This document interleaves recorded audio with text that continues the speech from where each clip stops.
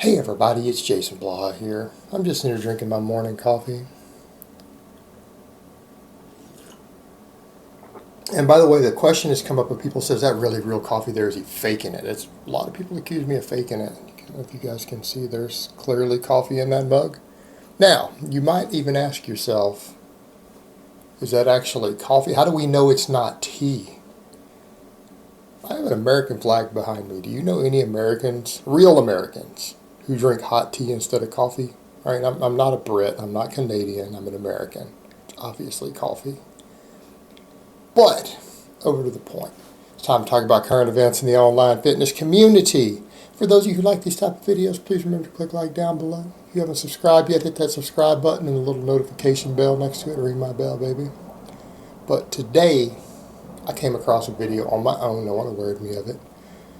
Alan Thrall over at Untamed Strength. I've always kind of been a fan of Alan Thrall. It doesn't mean I agree with everything he says, but I'm generally a fan. I tend to hold a favorable view of Alan because Alan's a real dude. He's serious about his strength, and he's not like one of these extremely genetically gifted freaks. You know, he actually has to really work for everything he has, and he has to be trained hard, and he has to train smart, and he does. And I can respect that. I can appreciate that, and he keeps it real. But you got Alan, and he asked the question, or was asked the question, if he could never PR again, would he continue to train? And I think that's a great question. And his answer was brief, but it made me think about a lot of things. I want to state up front, though, I was not aware that Alan had dropped a bunch of body fat. He has really trimmed down. Dude's looking a lot better. Because we've got to be honest there, and again, I respect strength, I appreciate strength. I've also drifted my body fat up too high before. Cut back down last year myself.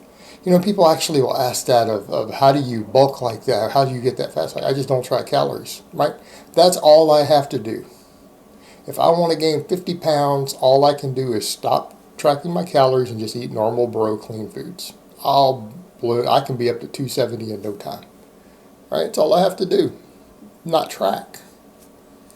Like right now, man, I'm capping myself at 4,000 calories a day. But I could eat 7. It's not a problem.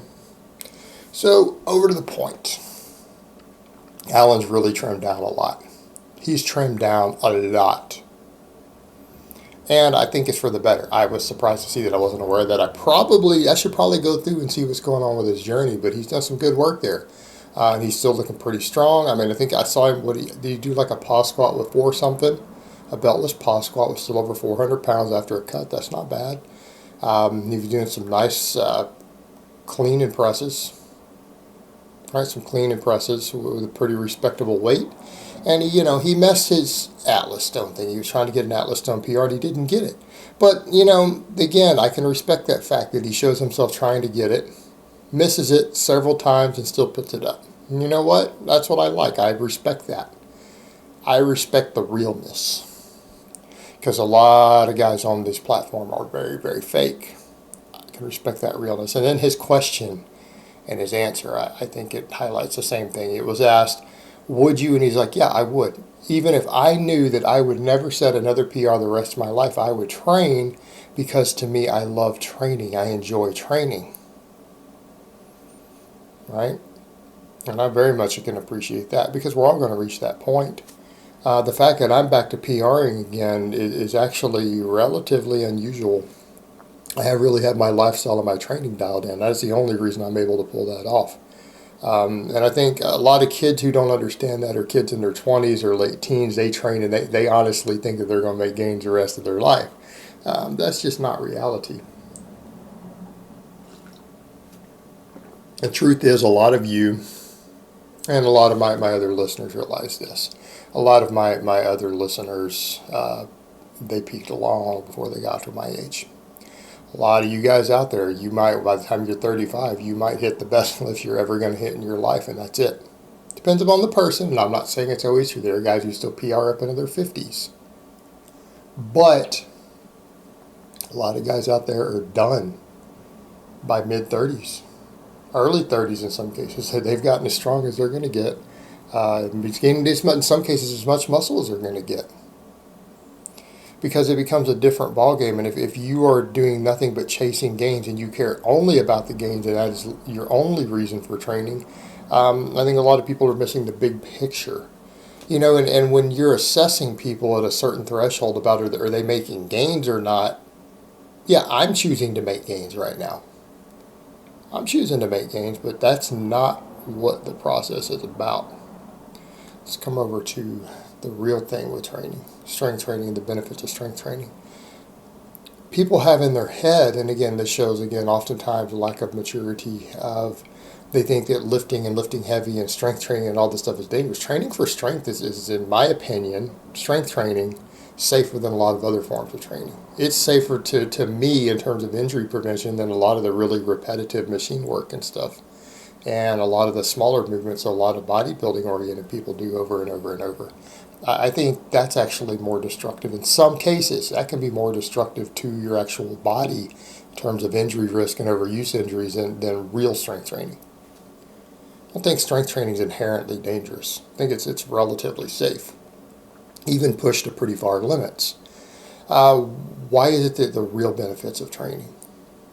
Is it because it makes you look better, because you get ultra strong, because you get jacked? No, it's the health benefits, the longevity benefits. That's really at a certain point, and I think anyone who's trained long enough realizes that. If they haven't destroyed and beat their body up, you realize when you get to a certain point that everyone else you knew in your life who didn't take training and fitness seriously, you watch those people fall apart. Okay, and when you start seeing that happen, you will understand the value of a lifetime of training, of longevity in training, of putting in years or decades under the iron. That it's a big deal. I mean, I sit back and watch it. Because when I see my Facebook feed, my social media now, friends, family, people like that, and I see the things they post, and for a lot of you out there, go look at your aunts and your uncles and your parents, a lot of you kids, see what they're posting and talking about hurting when they wake up in the morning and feeling bad and medical issues and a hip replacement surgery and a knee replacement surgery and this surgery and that medication, right? That's what happens to people who don't take care of themselves. It's not what automatically happens just because you age another 20 years. That's not automatically what happens. Training reduces a lot of those things. And when training, I'm not talking about doing stupid stuff in the gym that gets you hurt. I'm not talking about people who are getting overuse injuries and everything else. I'm talking about actual training, like serious strength training. We know it reduces heart attacks enormously. Cardiovascular risk, it does more than cardio does. That's not even debated anymore. It is superior to cardio for improving your cardiovascular health, reducing mortality from heart attack, stroke, all that stuff, right? Diabetes. People who lift get 70% less diabetes. Just that one factor alone. Now your diet and other stuff matters too, but even if you didn't do any of that, just the lifting, 70%. Reduces the chance of 70%. Cuts cancer rates in half. Cuts cancer rates in half. Just lifting, and that's people who lift at least twice a week, get cancer at 50% of the rate of the general population. Half. What about dementia, Alzheimer's? There's more and more research on that. Let's come back over. Why do I say strength training? Because strength training isn't upper body bros. Leg strength is most heavily correlated with keeping your memory and cognition past age 50. All right, how many of you out there got a grandmother with Alzheimer's? Got a grandfather with dementia? They can't remember things anymore. They can't remember you. And that's what a lot of those diseases are. They're basically to where you're trapped in your body, you know. Your ability to interact and remember and engage with the outside world falls away, and you just kind of sink into your own head and your own mind. It basically turns you into a prisoner in your body. right? Instead of you being in control of everything and being able to interact. Because that's what strength is, your ability to interact with the world around you and apply force to it.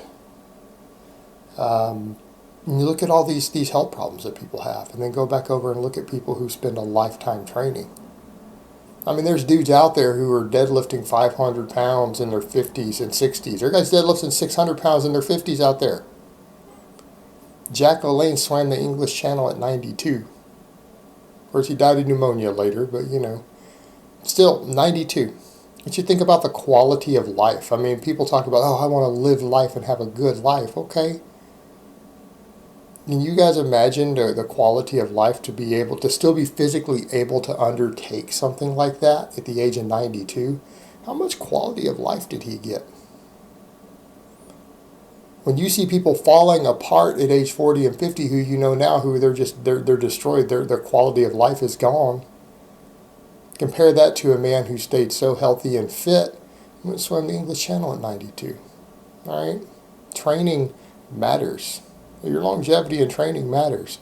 Yes, you will reach a point to where you're never going to PR again. It might happen. It will happen. You're going to reach a point where you can't even hold on to your muscle mass and body composition. In other words, a lot of you guys out there might really enjoy being whatever body weight at 11% body fat. You're going to find that you're going to reach a point where you cannot maintain that anymore. You're going to have to pick or choose. You're either going to have to lose muscle to maintain that body fat, or you're going to actually put on a little bit of body fat just to maintain your muscle. And eventually you may reach a point to where you lose a little muscle and put on a little body fat no matter what you do. That will eventually happen. It will eventually happen. Do you just quit training? Of course not. So the question should be for anyone, if any gains, if you could no longer make any gains of any type anymore, would you still train? And hopefully the answer is yes. I would hope for everyone out there. And I don't just mean for people who are serious. I mean for anyone who really understands the long-term consequences of stopping training. Because you all know somebody out there who, oh, I used to train, I used to lift. I know dozens of those people. They're getting hip replacement surgeries. They're having their first bypass. They got a big old belly. I know lots of those guys who used to lift. I'll let that be you. All right, guys, so that's really all I have to say on that today. I hope it's been informative, and I will talk to you guys next time.